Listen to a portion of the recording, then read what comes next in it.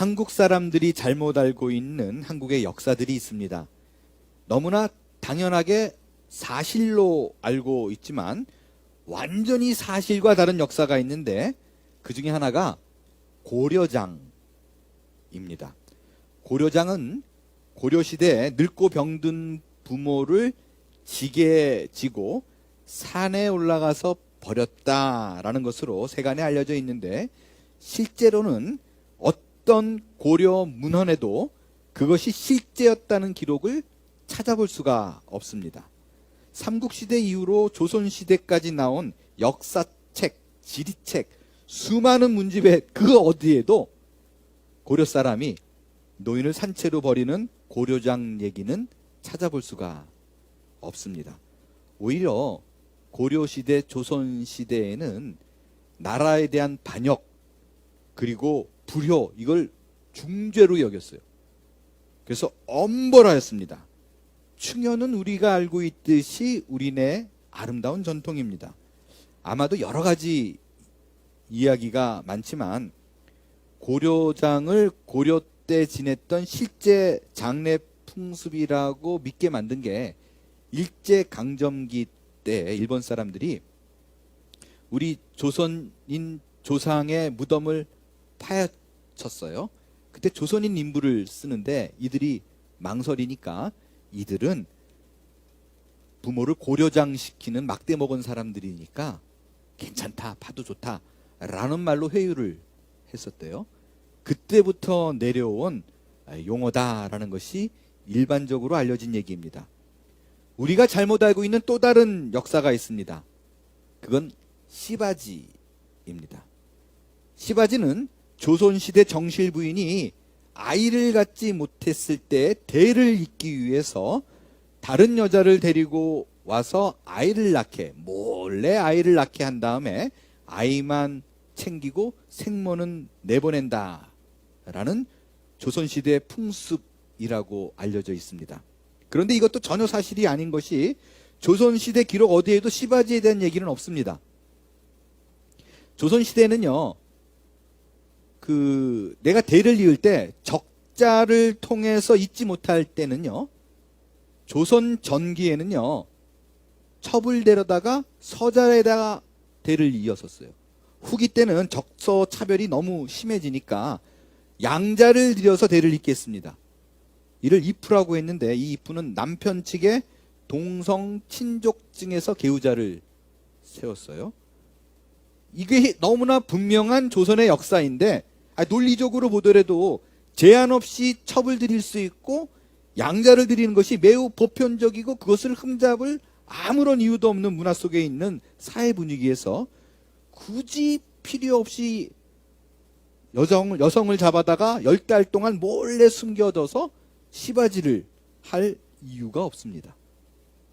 이건 역시 일제강점기 때에 있었던 몇몇의 악습을 조선시대의 것으로 잘못 알려진 것으로 여겨지고 있습니다. 이런 시바지 개념과 아주 비슷하게 성경에서 잘못 알고 있는 개념이 바로 이 하갈입니다.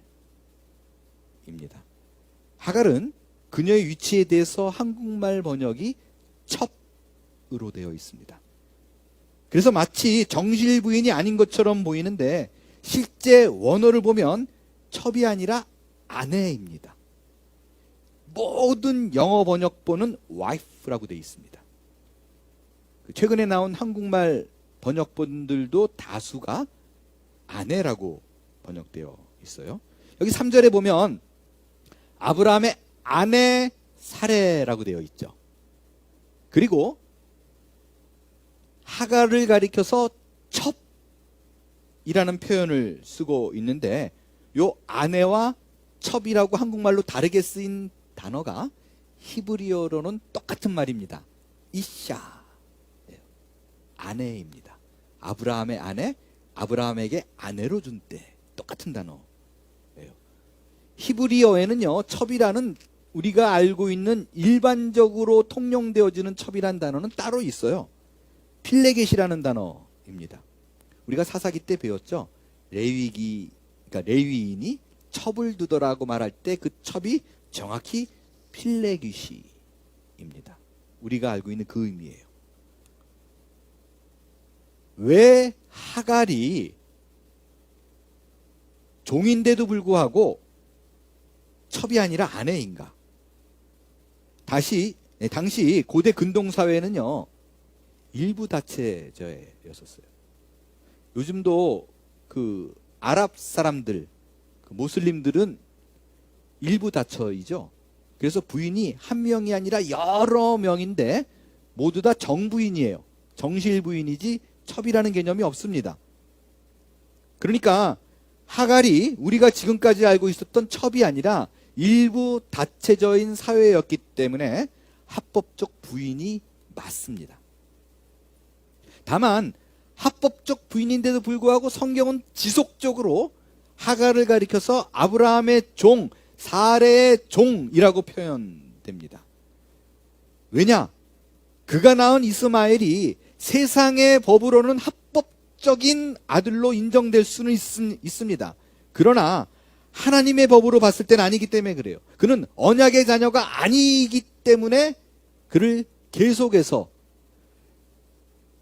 사레의 종, 아브라함의 종이라고 써서 정실 부인과 계속 구분을 하는 것입니다. 여러분, 저는 성경을 이런 부분을 읽고 알 때마다 성경이 너무 좋아요. 그리고 이건 정말로 신뢰할 수 있는 책이구나라는 확신이 들어요. 왜냐하면 어차피 뭐 첩으로 해도 누가 뭐라 그러겠어요. 그렇죠? 그렇다면 그냥 얼렁뚱땅 첩으로 몰아붙일 수도 있잖아요. 근데 성경은 정확히 구분합니다. 합법적으로는 아내다. 하지만 하나님이 내가 보기에 너는 아니야 라는 것입니다. 그것을 지속적으로 강조하는 거예요. 아브라함의 종, 사레의 종이다. 이것은 이 땅의 나라와 하나님 나라의 사이에 놓여있는 우리가 어떻게 살아가야 될지 모르고 살아갈 때 정확한 방향과 방법과 그 지침으로 우리에게 주어진 것이라는 것을 알 수 있습니다. 도대체 이것은 무엇을 의미하는가? 우리는 지난 몇 주간 동안 아브라함의 이야기를 통해서 아브라함과 사라, 이 부부가 갖고 있는 아주 절대적인 갈망이 무언가를 보고 있습니다. 그건요, 제발 이 둘 사이에서 자녀가 있기를 바라는 간절함이에요. 애 한 명이라도 있었으면 하는 간절함이에요. 하나님은요, 이 부부를 갈대아 우르에서 불러내십니다. 그리고는 내 자손을 하늘의 별과 같이 바다의 모래알 같이 많게 하겠다라고 약속합니다. 그런데 그 얘기를 들은 아브라함의 입장은 다릅니다. 그는 그렇게 많은 걸 기대하지 않아요. 다 필요 없어요. 그저 한 명이면 좋겠다. 단 한 명이라도 달라는 거예요. 아니, 그 한 명도 안 주면서 왜 자꾸 주겠다라는 공수표만 남발합니까? 이 원망을 하늘에 사무치게 지금 아브라함이 하고 있는 것입니다. 앞서 15장에서 곧 있으면 전쟁으로 자기가 목숨이 위태해질까봐 두려워했던, 덜덜 떨고 있던 그에게 하나님이 나타나서 두려워하지 말라, 내가 네 방패가 되어줄게 라고 얘기합니다. 그때 그 얘기를 들은 아브라함이 감사하지 않아요. 생뚱맞게 방향 전환을 하죠. 무슨 얘기를 해요? 왜 내게 자식 안 주는 건데요? 라고 얘기합니다. 아니, 하나님, 방패요? 됐어요. 난 그런 거 다 필요 없어요. 방패고 뭐고 다 필요 없으니까 약속이나 지키라고요. 자식 준다고 그러고 자식 안 주는데 어떻게 방패가 되어준다는 걸 내가 믿을 수 있냐고요? 라고 대드는 거예요.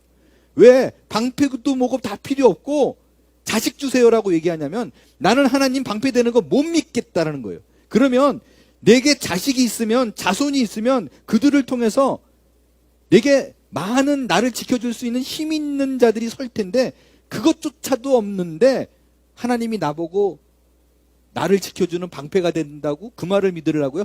됐고요, 이거. 그렇게 말하니까 하나님이 그에게 시청각을 동원해서 약속하죠. 하늘의 별을 보여줘요. 네 자손이 이렇게 될 거야 라고 말합니다. 그리고 이 약속이 반드시 이루어질 것을 목숨을 걸고 약속해요. 어떻게 해요? 짐승을 쪼개라고 얘기하고 그것을 홀로 지나가시면서 네가 아무리 못 믿을지라도 나는 이 일을 내 목숨 걸고 지켜내고 이룰 거야 라고 얘기를 합니다. 여러분, 그게 15장이었어요. 아브라함이 무지 기대했겠죠. 바로 여기서 16장에 들어갑니다. 16장 1절에 뭐라고 써 있어요? 아브라함의 아내 사레는 출산하지 못하였고. 야,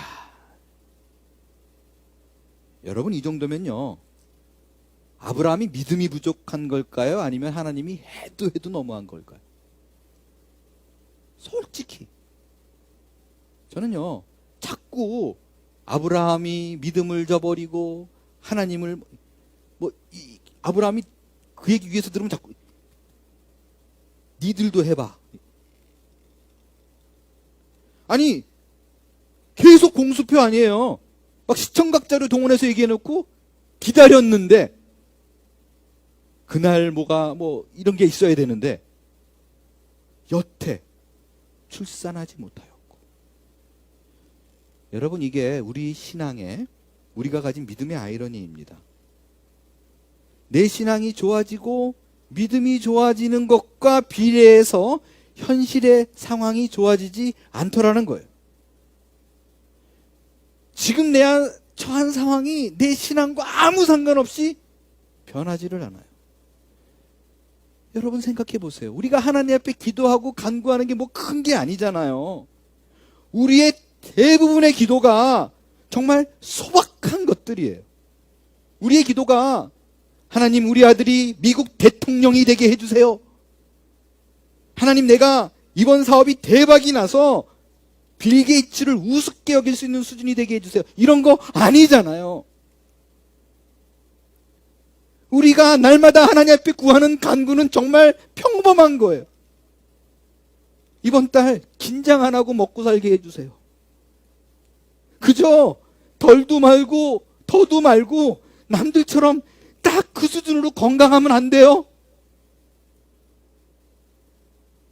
나도 저들처럼 좋은 가정에 평범하게 화목한 가정 꾸리고 싶어요. 이런 거 아닌가요? 근데 하나님은 늘 우리 앞에 나는 모든 걸 할 수 있노라, 전지전능하노라 라고 말은 하는데, 그래서 나라고 기도하게 하는데, 정작 우리에게 놓여진 현실은 하나도 변한 것이 없습니다. 믿음이 좋을 때나 없을 때나 여전히 속색이는 놈은 계속 속색이고, 여전히 내가 궁핍해서 살아갈 길이 막막하고, 이게 팩트입니다. 여러분, 지금 아브라함이 가나안 땅에 거한 지 10년이래요. 그때 사라가 하갈을 아브라함에게 권하지요. 난 틀렸으니까 하갈을 통해서 애 낳으세요. 여러분, 이 사라의 말을 듣고 아브라함이 하갈을 취한 게요, 1년, 2년 기다리다 그런 게 아니라고요. 기다리다가 못 참아서 한 행동이 10년이 기다렸어요. 10년. 10년을 기다렸다는 말은 뭐예요? 아브라함 나이가 85세예요. 사라가 75세예요. 당시 나이로도 이제는 젊은 나이가 아니에요. 그러니까 어찌 보면요, 그 부부도 할 만큼 한 거예요. 할 만큼 해도, 믿어도 현실이 변하지 않아요. 그게 지금 아브라함과 사라가 놓인 현실입니다. 그러니까 사라가 큰 결단을 했죠. 어떤 결단을 해요? 난 틀렸으니까 종 하갈을 통해서 대를 이어보자라고 생각하신 것입니다. 그래서 하갈을 데리고 와서 동침해서 애 낳아요라고 얘기를 해요. 여러분, 이 간단해 보이는 일이요, 요즘을 살아가는 우리에게 굉장히 큰 의미를 주는 얘기입니다. 먼저 우리는 너무나 쉽게 사라와 아브라함을 정죄해요. 하나님에 대한 믿음을 어떻게 버릴 수 있느냐라고 생각합니다. 근데 여러분, 본문을 다시 한번 보세요. 그들이 믿음을 버렸다고요? 절대로 그렇지 않아요. 사라가 지금 하갈을 데리고 와서 아브라함에게 소개하는 그 장면이 믿음을 버려서가 아닙니다. 어떻게 알 수 있어요? 2절을 보면요, 명백히 그 사실이 드러납니다. 본인이 자녀가 없는 이유를 뭐라고 얘기해요? 내가 나이가 들어서라고 얘기하지 않아요. 내가 건강하지 못해서라고 얘기하지 않아요. 여호와께서 내 출산을 허락하지 않았다라고 얘기합니다. 이 얘기는 뭐냐면요, 하나님을 못 믿는 게 아니에요. 하나님은 내게도 자녀를 줄 수 있는 능력이 있는 분인데 그걸 안 하고 계시더라 라는 거예요. 내가 건강이 부족해서도 아니고 나이가 들어서도 아니라 원인은 하나님께 있더라 라는 말은 하나님이 그 일을 할 수 있는데 안 준다라는 건 그 능력을 부인하는 게 아니에요. 왠지 안 하더라 라는 거죠. 그 믿음이 있어요. 그런 믿음이 있지만 사라가 한 실수는 다른 거 아니에요. 하나님의 뜻을 본인이 마음대로 왜곡한 거예요. 아브라함이, 그러니까 하나님이 아브라함에게 내 자손이 하늘의 별과 같게 될 거라라고 얘기했어요. 그런데 보니까 그래, 아브라함은 자손이 별과 같이 많게 되겠네. 근데 나는 안 되겠네. 그러니까 뭐로 가도 서울만 가면 되는 거 아니야? 라고 생각해서 현실적인 방법으로 자손을 낳을 수 있는 하갈을 택한 거예요. 그래서요, 사라는요, 어떻게 생각했냐면 하갈을 낳아서 그 자녀를 내 걸로 삼으면 되지라고 생각했어요. 2절을 보세요. 사라가 아브라함에게 하갈을 권하죠. 그 이유가 뭐냐면 혹 그로 말미암아 내가 자녀를 얻을까 하노라. 그러니까 하갈을 종이니까 소개할 때만 해도 사라는 씨바지로 생각했어요. 애 낳아. 그럼 네 임무 끝이야. 대신 그 자녀는 내 거야. 이렇게 생각했어요. 근데 3절에 들어가면서 자기 계획대로 안 돼요. 그 하갈이 아내로 들어갑니다. 그러니까 여러분, 내가 암만 머리 써도 내 뜻대로 안 돼요. 계획대로 안 된 거예요. 압불싸한 거예요. 여러분, 이 이야기를 통해서 우리는 몇 가지 신앙인으로서 어떻게 살아야 되는가에 대한 교훈을 얻을 수 있어요. 어떻게 살아야 되는가? 첫 번째가 기다림입니다. 여러분, 신앙이 좋다, 신앙이 좋지 않다, 혹은 누군가를 향해서 저 사람은 예전에 비해서 신앙이 많이 성숙해졌어, 뭘 내가 보기엔 딱 제자리구만, 이렇게 평가할 수 있는 기준이 뭐냐? 기다림입니다. 신앙은 항상 기다림을 동반합니다.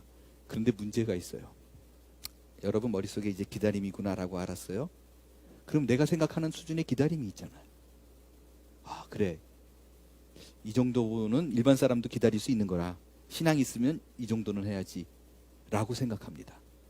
근데 하나님이 우리에게 요구하는 그 기다림, 그 인내는 우리가 생각하는 적정선의 수준을 훨씬 초월합니다. 우리 한국 사람들은 기다리는 거 참 못해요. 여러분, 우리 한국 사람이 말 중에서 평상시에 제일 많이 쓰는 단어가 뭐라 그래요? 빨리빨리. 빨리빨리.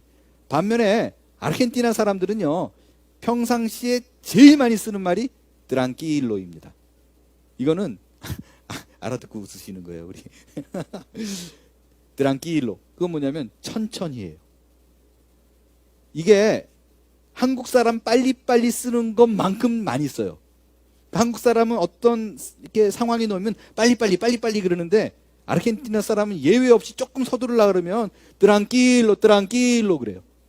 음식이 이렇게 늦게 나와서 미안하다, 트랑킬로. 괜찮다는, 트랑킬로, 천천히. 그 한국에 막 온 외국인들이 한국 생활 적응할 적에 제일 깜짝 놀라는 게 한국 사람의 이 조급증이랍니다. 정말 놀랜대요. 그 예를 들면 외국인들은 한국의 그 커피 자판기 너무 잘 돼 있잖아요. 그래서 커피를 먹고 싶다 그래가지고 자판기를 이렇게 사용해요. 돈을 넣습니다. 먹고 싶은 커피를 누릅니다. 그리고 기다립니다.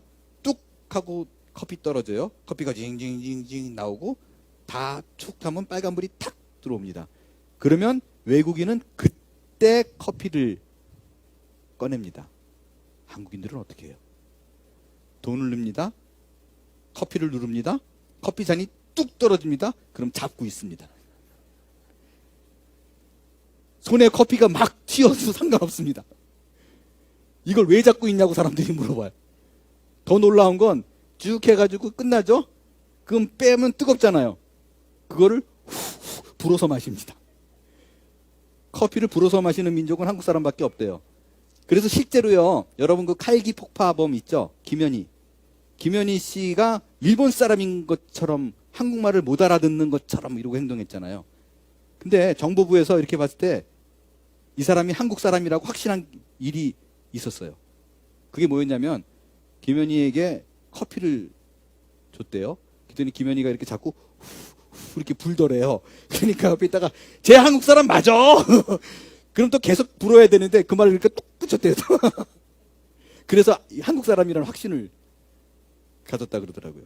얼마 전에 한 독일인이 한국 사람 조급증에 대해서 유튜브에 올려놨더라고요. 깜짝 놀랐다고. 그게 뭐냐면 사거리가 나오잖아요. 그러면 외국 사람들이 이렇게 기다려요. 뭘 보고 기다려요? 횡단보도 신호등을 보고 저 빨간불이 녹색불로 바뀔 때까지 기다리고 있다가 건너갑니다. 자기 친구 한국 사람이랑 이렇게 있는데 그 사거리를 아마 이렇게 가로지르고 이렇게 건너고 이렇게 두 번을 해야 되는 상황이었던 것 같아요. 근데 한국 친구가 이렇게 있다가 갑자기 여기보다 저쪽 신호등이 더 빨리 들어올 것 같아. 그러더래요. 그래서 왜? 그랬더니 일로 와봐. 그래서 가니까 진짜로 이게 파란불로 이거보다 먼저 바뀌더래요. 너무 놀래가지고 어떻게 그걸 알았냐 그랬더니 외국 사람은 길 건널 때 횡단보도 신호등을 봅니다. 한국 사람은 차들이 보는 신호등을 봅니다. 그래서 이게 빨간불로 바뀌면 시간 좀 걸렸다가 파란불로 바뀌잖아요. 그래서 여기다 보통 한국 사람들은 다 그거 보고 있고 동네 같은 경우에는 동네 주민은 외운대요. 어느 게 먼저인지 이렇게 몇 초를 빨리 건너려고. 그렇게 한국 사람은 기다리는 거 못합니다. 근데 아브라함은요, 하나님의 약속을 10년을 기다렸더라고요. 10년 기다리면 믿음 없다라고 말할 수 없잖아요. 한국 사람은 3년 만에 아마 하갈 데리고 왔을 수도 있습니다. 한국 사람이 아니기에 10년 기다린 거예요. 기다리다 지친 아브라함은 기다리다 못해 기었고 하갈을 통해서 이스마엘을 얻습니다. 근데 하나님이 기뻐하지 않아요. 왜냐하면 하나님이 약속한 자녀는 이스마엘이 아니에요. 사라를 통해서 날 이삭입니다. 근데요, 여기서 보면요, 하나님이 어떻게 보면 매정하다고 느껴지는 부분이 있어요. 조금만 더 깊게 생각해 보자고요. 하나님이 아버지라며요. 그럼 아들이 이렇게 조급해가지고 막 그래요. 그래서 자기 방법대로 그냥 하갈을 통해가지고 애를 낳으려고 그러면 안 됐잖아요. 그러면 아유 내가 능력 다는 대로 좀 어떻게 해줘야지. 이게 측은지심, 그런 마음이, 불쌍한 마음이 드는 게 애비 마음 아닌가요? 하나님 보세요. 지금 자기 자녀 아브라함이 어떻게든 간에 애를 가져보고 바삭바삭바삭 뛰어요. 그런 방법 쓰면 아유 안 되겠다. 저 못 기다리는구나. 내가 줘야지. 다음 달에 줄게. 이럴 수 있잖아요. 하나님 어떻게 했어요? 그 애달픈 마음을 뻔히 보고도요, 이삭을 줄 때는 15년 후입니다. 이스마엘을 낳고 14년 후에 줘요. 무슨 얘기예요? 하나님이 우리에게 요구하는 신앙의 수준은, 그 인내, 그 기다림은 우리가 생각하는 됐다라는 수준을 훨씬 넘어선다는 것입니다. 아브라함은 우리처럼 평범한 사람인데 이 사람을 믿음의 아비로 삼아야 돼요. 그럴 때 반드시 통과해야 될 것, 기다림입니다. 인내입니다. 이 인내는 그가 감당해야 될 그 어떤 고통보다도 큰 거예요. 그러나 신앙의 성숙에는 지름길이 없습니다. 기다림이 필요합니다. 그것이 믿음의 자녀에게 요구하시는 하나님의 훈련 방법이에요. 두 번째 교훈이 있습니다. 하나님의 방법을 고집하고 고수하십시오. 아브라함이 하나님께서 아들 주시기로 약속하고 10년이 지났어요.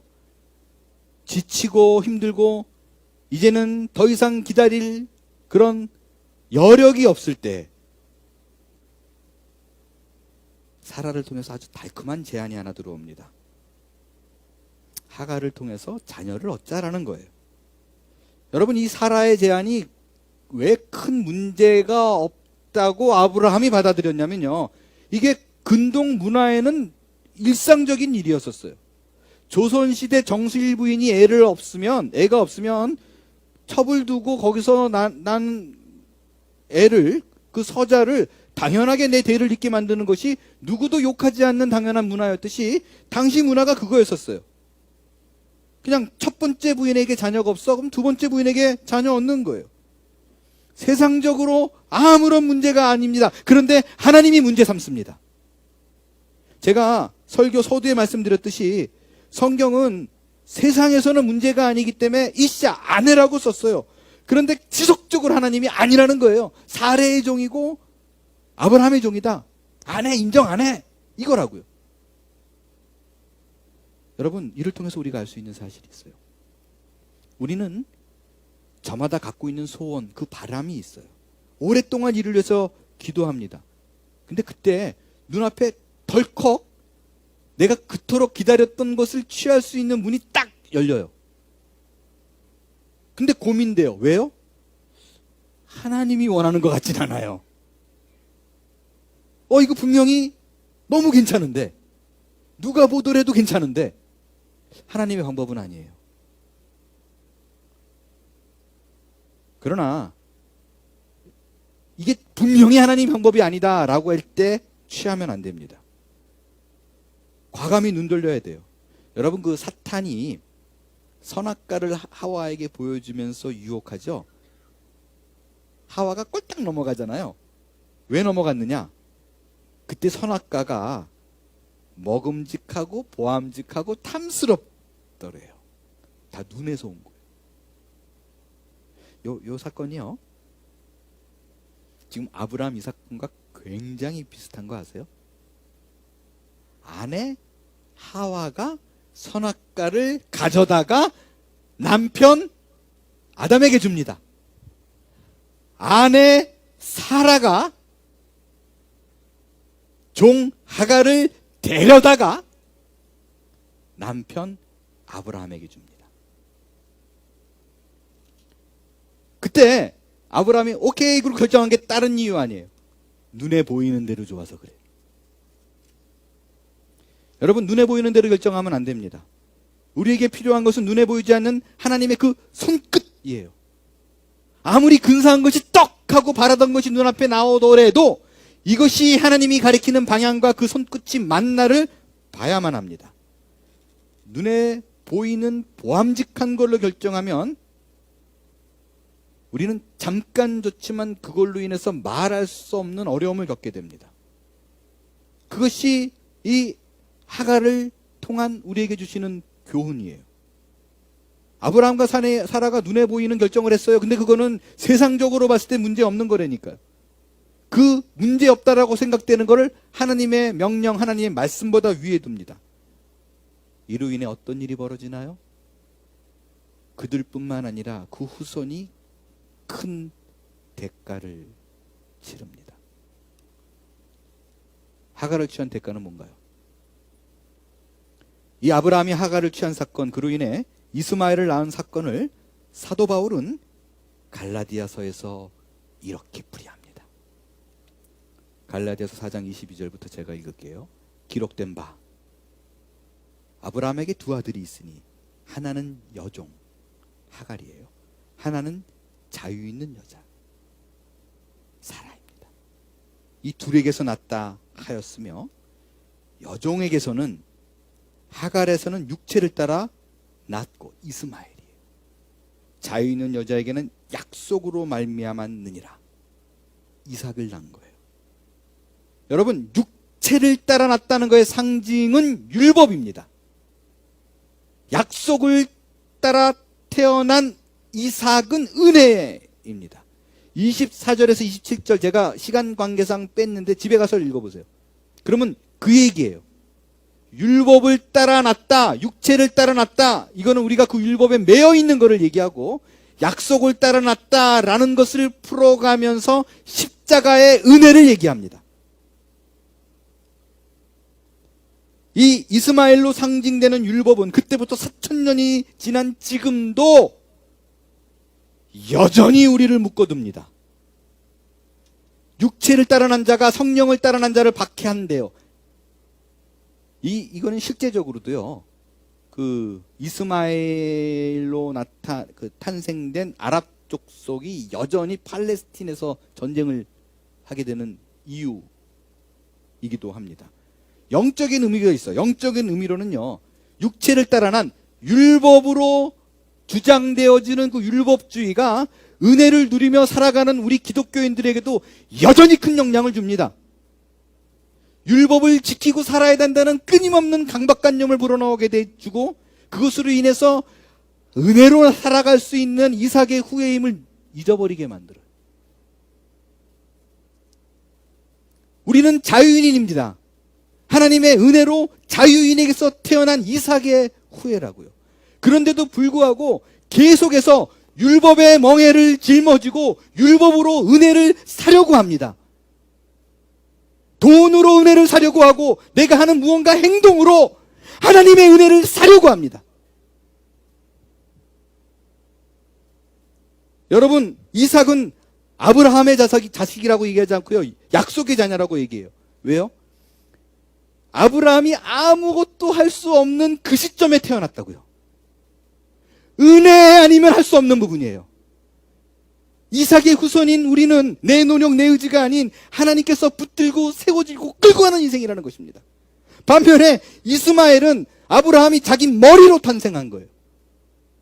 세상의 원리와 방법으로 낳은 아들이에요. 내 실력, 내 힘, 내가 살아가는 그 패턴을 놓치지 않습니다. 그게 율법 안에 갇혀 있는 자예요. 율법의 수준으로 세상을 봅니다. 상식이라는 수준으로 세상을 보여요. 이 둘을 극명히 대조이려서 율법의 인생, 은혜의 인생, 율법과 은혜로 나눠지는 것입니다. 여러분, 아브라함은 자녀가 없으니까 너무 목말라요. 절박합니다. 기다리고 또 기다립니다. 힘들어요. 근데 하나님은 보세요. 그래? 어이구 안 됐다. 근데 15년 더 기다려. 이거잖아요. 전혀 급한 게 없어요. 아브라함의 조급함에 전혀 영향을 받지 않습니다. 왜냐하면 하나님이 답이기 때문에 그래요.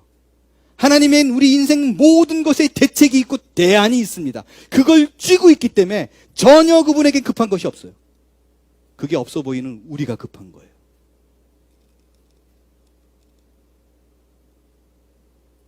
우리가 아무리 잘못된 선택을 해도 하나님은 그걸 되돌릴 능력이 있습니다. 당신의 택한 그 자녀 한 사람을 그의 품 안으로 어떻게든 끌고 온 능력이 있는 분, 그분이 하나님이십니다. 그래서 전혀 조급하지 않으세요. 우리는 실패해도 하나님은 실패하지 않습니다. 여러분, 힘이 드시나요? 그것이 내가 지금 너무 고통스럽고 힘든 게 생각할수록 내가 그때 그러는 게 아니었어. 그러는 게 아니었어.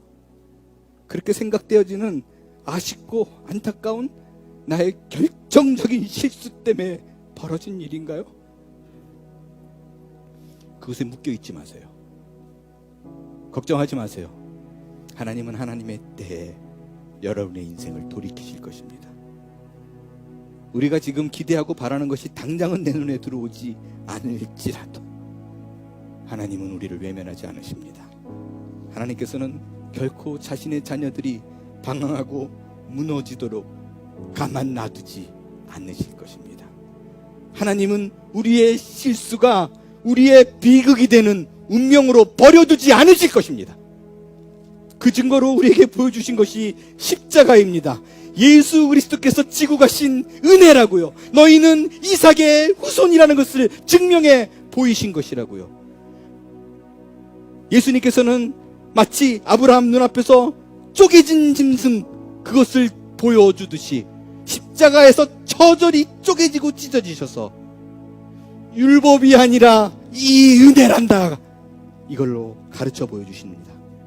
이것이 아브라함이 맞이한 운명이고 그가 가진 그 위치가 현재 우리가 처한 신분이요 우리의 승리입니다. 이것을 깨달을 때 우리에게 책임을 요구하는 율법이 아닌 성령을 따라 잉태된 은혜의 자녀, 자유인의 자녀라는 신분으로 살게 될 것입니다. 지금 조급하지 마시고 믿음의 눈을 들어서 하나님의 그 크신 계획을 볼 수 있게 되길 바랍니다. 이제 여러분 앞에 놓여진 그 현실로 인해서 불만이 있고 의심이 나는 모든 부분을 깨뜨리고 기다림을 통해서 하나님께서 내게 주실 것, something great, something wonderful, something great, something wonderful. 이것을 사모하십시오. 믿음으로 내 적정선을 뛰어넘는 인내로 하나님이 나를 훈련한 것을 받아들일 때 그 기다림, 그 인내를 통해 우리에게 주어진 승리를 모두가 맛보게 될 줄로 믿습니다. 일어나 찬양하겠어요.